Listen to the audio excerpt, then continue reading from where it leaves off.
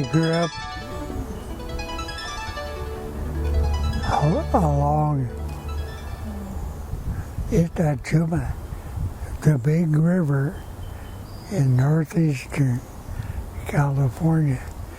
Today they call it Pitt River. In my whole days was the Itachuma, the big river. All of my tribe, I have two tribes. My mother's side particularly lived on the river. My father's people lived at tributary like Hat Creek and at Dixie Creek and tributaries. That's where all of my roots are. It's very near Mount Shasta. I was born exactly between Mount Shasta and Mount Lassen long ago in a valley called Quetzalcoatl, beside a river called Solme Ejoti.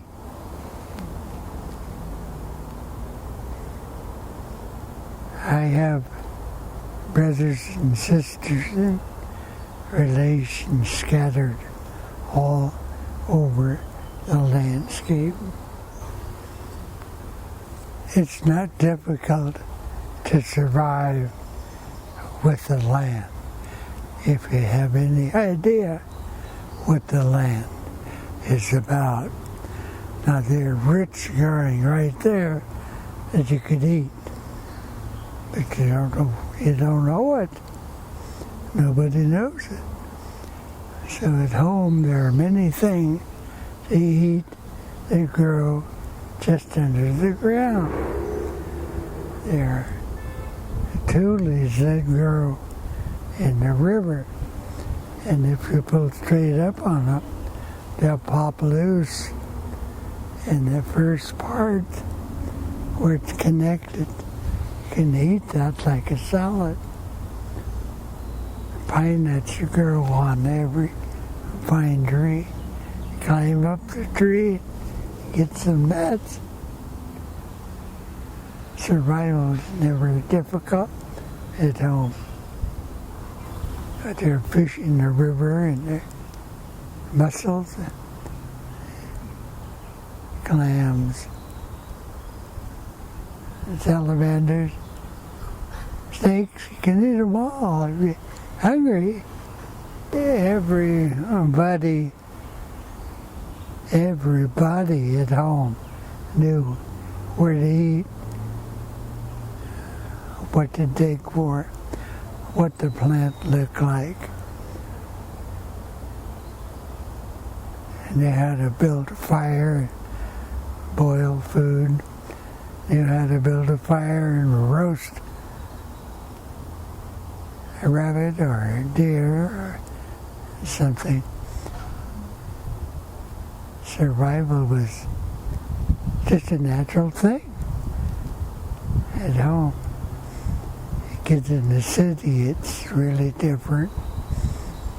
You gotta have ground corn, you gotta have this grease, you gotta have that kind of heat.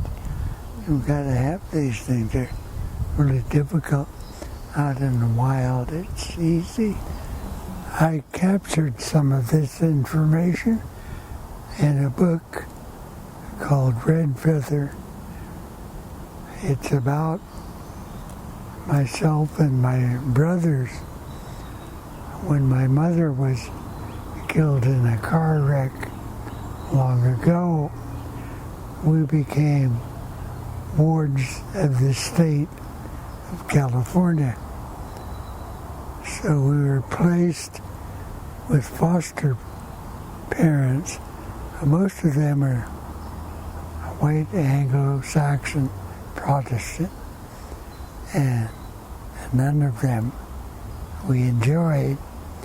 So we spent an awful lot of time running away from confinement into the wild, up the tree, under the rocks, in the water.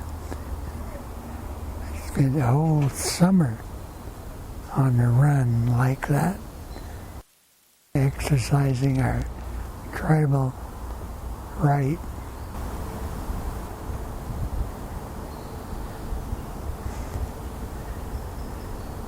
I was really fortunate in the old days.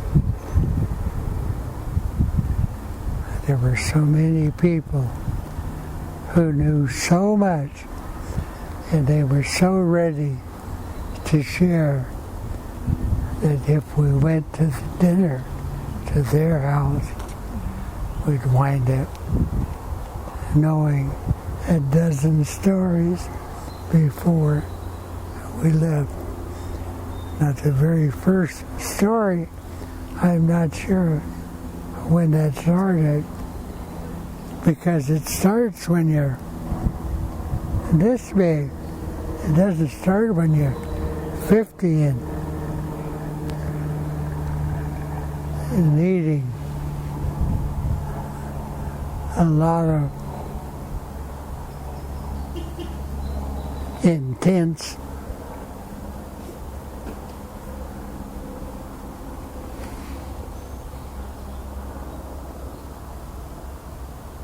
but anyhow, what I was trying to say, we learn soon instead of late. American government, for instance, never learns. It doesn't learn when it's soon. It doesn't learn when it's late. It just doesn't bother to learn anything. But we are learned when we're small. I know I was in a cradle board. I know I was strapped in and bound. And I know I could not get out of there. And I know I had one power to exercise, to listen. So I listened. Exact date, I'm not sure. Exact person, I'm almost positive, was either William Halsey or Ramsey Bone Blake. One of those, long ago. What was the first story about? I'll guess, and I know I can get close.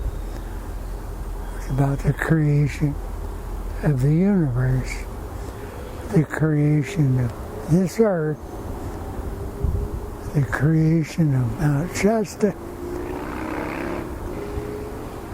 the creation of the people. Old stories always begin at the beginning, instead of in the middle somewhere.